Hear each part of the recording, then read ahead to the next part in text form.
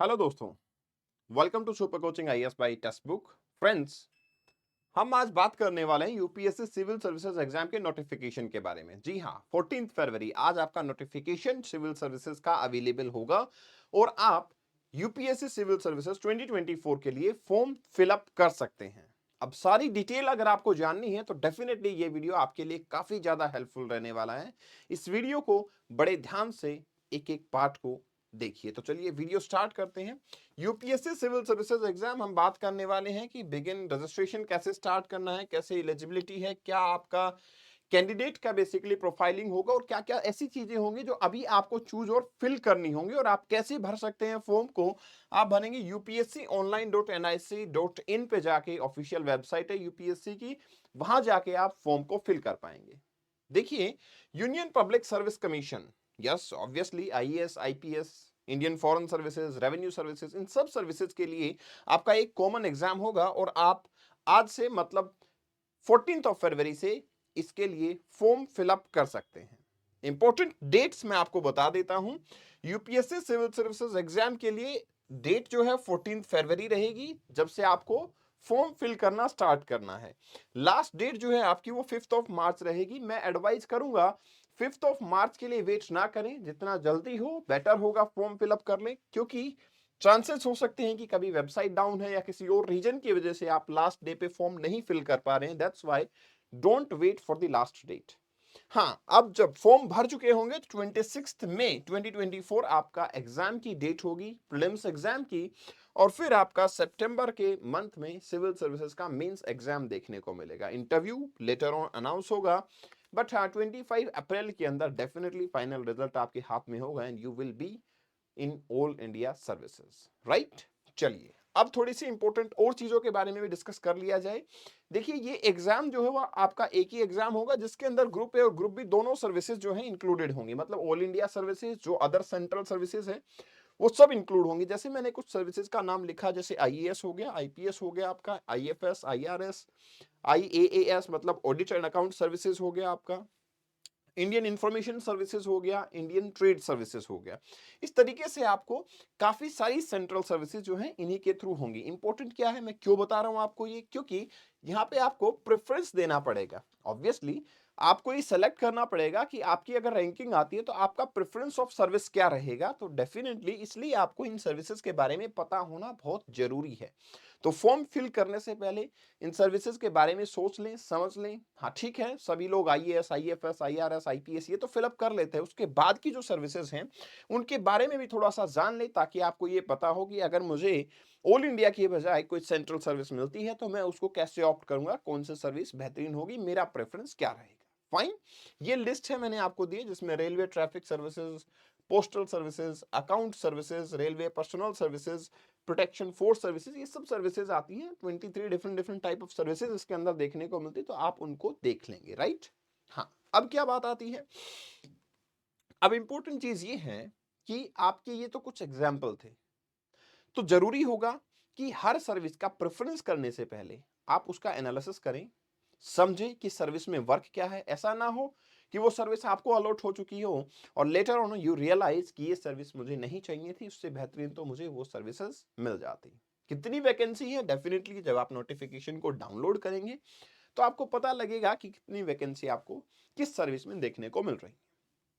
Minimum क्या criteria है, क्या फॉर्म हर कोई फिलअप कर सकता है? नहीं। देखिए, कुछ क्राइटेरियाज हैं, कुछ एलिजिबिलिटी क्राइटेरिया हैं, उसके बावजूद ही आप सिविल सर्विसेज का फॉर्म फिल कर पाएंगे। जैसे नेशनलिटी एक क्राइटेरिया है, जिसमें citizen of India, citizen of Nepal और भूटान, या फिर Tibetan refugees who came to India before January 1 1962 with the intention of permanent setting in India. ठीक है, वो लोग। इसके अलावा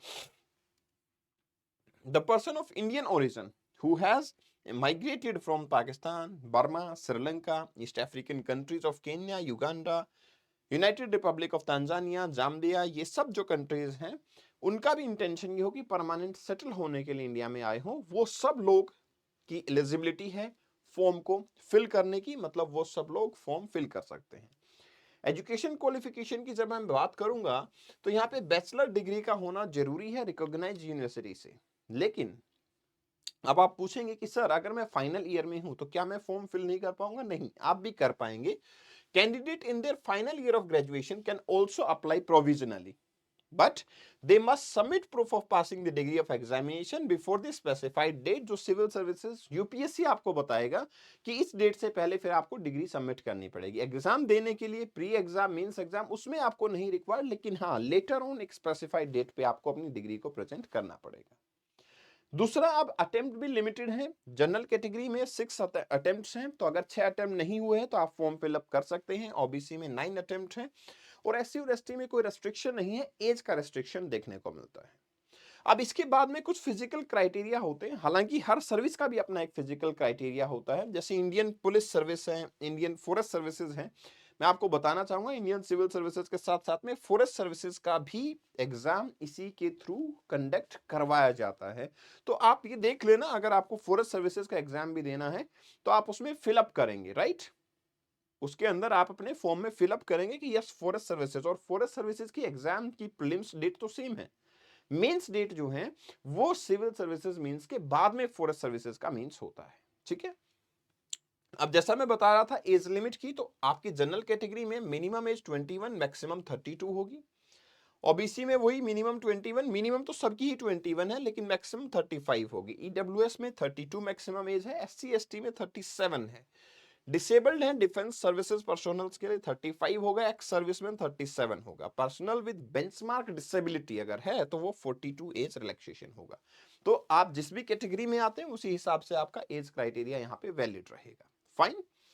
इसके अलावा इंपॉर्टेंट चीजें क्या हैं? यूपीएससी के एग्जाम पैटर्न की बात करेंगे। देखिए एग्जाम पैटर्न वैसा ही रखा गया है जैसा कि आपका प्रीवियसली एग्जाम कंडक्ट हुआ है। मतलब आपका जो प्री एग्जाम होगा उसके अंदर जनरल स्टडी का एक पेपर रहेगा और एक आपका सिविल सर्विसेज एप्टीट्यूड टेस्ट होगा।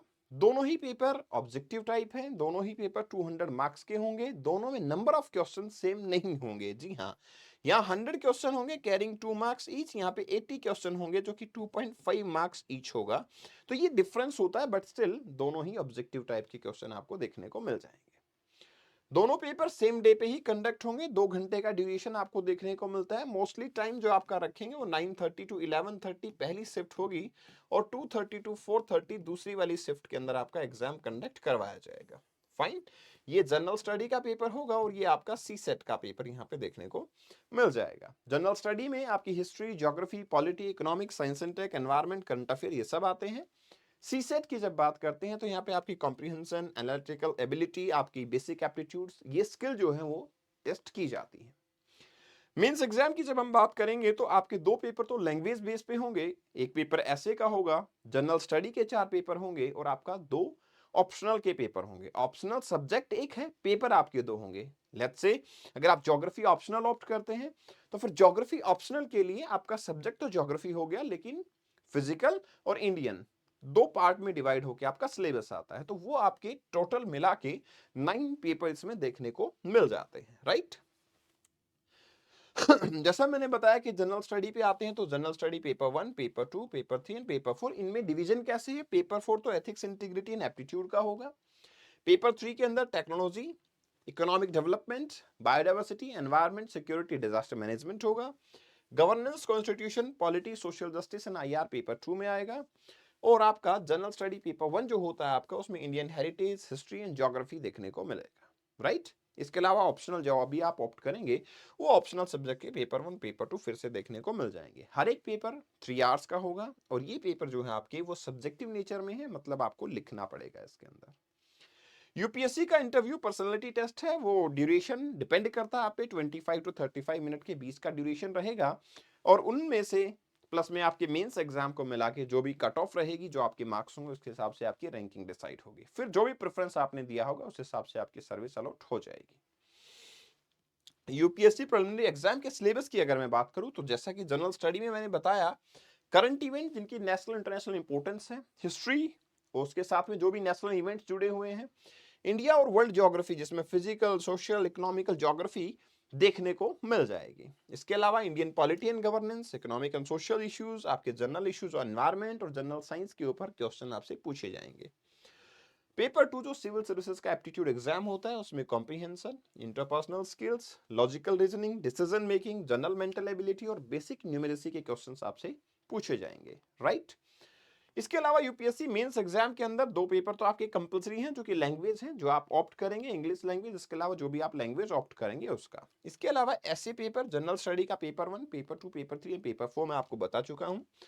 और फिर आपके ऑप्शनल एग्जाम, जो भी आप ऑप्शनल पेपर चूज करेंगे वो आपका एग्जाम यहाँ पे हो जाएगा। डिटेल सिलेबस के लिए आप सिलेबस में सर्च कर सकते हैं detail syllabus of civil services by Kapil Bhardwaj, वहां पे आपको डिटेल सिलेबस डिस्कशन मिल जाएगा, राइट।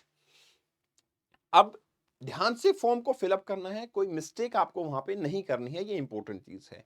एक और मेरी रिक्वेस्ट है कि आप अपनी मेल आईडी और नंबर वो देंगे जिसको एटलीस्ट ये ड्यूरेशन जो चलेगा आपके एग्जाम का तब तक तो आप कम से कम उसको यूज करते रहेंगे, ताकि कल को आपको कोई बदलाव करना हो, उसमें कोई ओटीपी वगैरह आए तो आप उसको सेफगार्ड कर सके, उसको देख सके, यूज कर सके। इस सेशन की पीडीएफ को आप कपिल भारद्वाज फॉर यू से डाउनलोड कर लेंगे। और अगर आपकी किसी भी टाइप की कोई भी क्वेरीज है तो definitely don't hesitate to get in touch with us. आप मुझसे जुड़ सकते हैं, Kapil Bhardwaj for you, this is my insta handle, आप मुझे ज्वाइन कर सकते हैं।